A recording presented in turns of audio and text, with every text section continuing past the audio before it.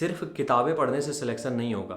देखो, एक छोटी सी बात है लेकिन बहुत बड़ी चीज़ है कि अगर तुम सिर्फ किताबें ही पलट रहे हो, सिर्फ किताबों का रट्टा मार रहे हो, पूरी पूरी किताबें गाइड निपटाए दे रहे हो, तो यकीन मानो उससे तुम्हारी नौकरी में हमें नहीं लगता कुछ ज़्यादा कुछ होना भी है या फिर लगनी भी है। तुम्हें थोड़ी सी चीज़ों में ऑब्जर्वेशन पावर बढ़ानी पड़ेगी। हम अगर अपनी बात बताएं, आज तक हमने कोई किताब पूरी नहीं पढ़ी है, कोई किताब, और ऊपर वाले के आशीर्वाद से 3 एग्ज़ाम क्लियर किए हैं, 3 एग्ज़ाम। जबकि हमें अपने, ये अच्छी बात नहीं है लेकिन फिर भी हम एक बार सजेस्ट कर रहे हैं, मतलब सजेस्ट नहीं कर रहे हैं, बिल्कुल सजेशन नहीं दे रहे हैं, हम सिर्फ अपना बता रहे हैं, हम एक सलाह किसी को नहीं दे रहे हैं। हमने जितनी भी वैकेंसी नौकरी क्लियर की हैं, इनमें सब में यार सिर्फ हमने जो मेरे दिमाग में था पहले से या फिर थोड़ा बहुत हमने पढ़ा था उसी से एग्ज़ाम दिया है जाके। हमें सिलेबस के बारे में नहीं पता रहता था, हमें प्रीवियस ईयर पेपर के बारे में नहीं पता रहता था, हमने कोई भी कभी भी मॉक टेस्ट नहीं दिए, कभी भी हमने कोई प्रैक्टिस सेट नहीं लगाए, कुछ नहीं किया। नॉर्मल जितना हमें आता था थोड़ा बहुत और पढ़ लिया, पेपर दिया जाके निकल गई। यूपी पुलिस, सीआरपीएफ और एयरफोर्स, ठीक है, तीनों की बात हम कर रहे हैं। तो हम तुमसे बस इतना कहना चाह रहे हैं कि जिस दिन तुमने अपनी थोड़ी सी ब्रेन की कैपेबिलिटी बढ़ा ली, जिस दिन तुमने सोचने की क्षमता बढ़ा ली और जिस दिन तुमने लोगों को समझने की क्षमता बढ़ा ली, यकीन मानो एग्जाम ऐसे निकल जाएगा, सच बता रहे हैं। और दूसरी चीज़ ये जो हमें लगता है जो सबसे ज़्यादा इफेक्ट डालती है तुम्हारे एग्जाम में, वो है कि तुम जब एग्जाम सेंटर के अंदर जाते हो तो इतना डरे हुए होते हो।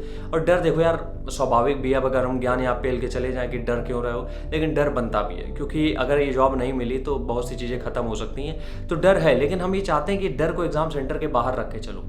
डर को एग्जाम सेंटर के बाहर रखोगे तो वो चीज़ें भी सॉल्व कर लोगे जो शायद तुमने ना पढ़ी हो, क्योंकि दिमाग यार बहुत तेज होता है सबका, और जब तुम पढ़ाई करते हो तो वो और थोड़ा सा पॉलिश हो जाता है। तो इस वजह से जब तुम किताबें बार बार पढ़ते हो तो वो चीज़ अच्छी कि तुम्हें एक सिलेबस के बारे में जानकारी हो जाती है, तुम्हें पैटर्न समझ में आ जाता है, तुम्हें समझ में आ जाता है हिस्ट्री क्या है, ज्योग्राफी क्या है, पॉलिटी क्या है, ये सब चीज़ें तुम्हें समझ में आ जाती हैं। लेकिन इसको इम्प्लीमेंट कैसे करना है वो तुम्हारे दिमाग के ऊपर है। SSC, bank, railway, police, state government के एग्जाम, ये सब तो नॉर्मल निकल जाते हैं जब किताब पढ़ते हो। लेकिन जब हम बात करें यहाँ पे यूपीएससी की, पीसीएस की या फिर किसी भी स्टेट पीसीएस की, तब जब हमें आंसर लिखने होते हैं, क्वेश्चन सॉल्व करने होते हैं, उस समय हमारे जो सबसे काम आएगा वो आएगा किताबों से बाहर का ज्ञान। मतलब कि जो तुमने किताबों में पढ़ लिया है और उसके बाद जो आजकल चल रहा है, और चलने का मतलब ये होता है कि तुम्हारे परिवार में लड़ाई चल रही, उससे मतलब नहीं है, जो देश के अंदर चल रहा है, जैसे कि अभी पहलवानों का मुद्दा है, ठीक है, और पहलवानों के साथ साथ अभी रूस यूक्रेन चल रहा था, अभी भारत में एससीओ समिट चल रही है, तो इसमें पाकिस्तान भी ऐसा आया।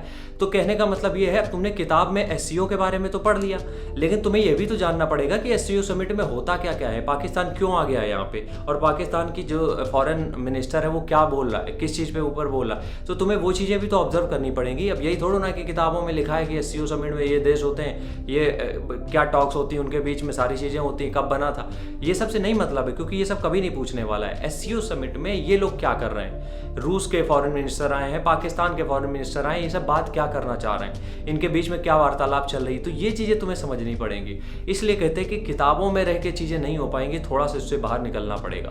राम राम, जय हिंद।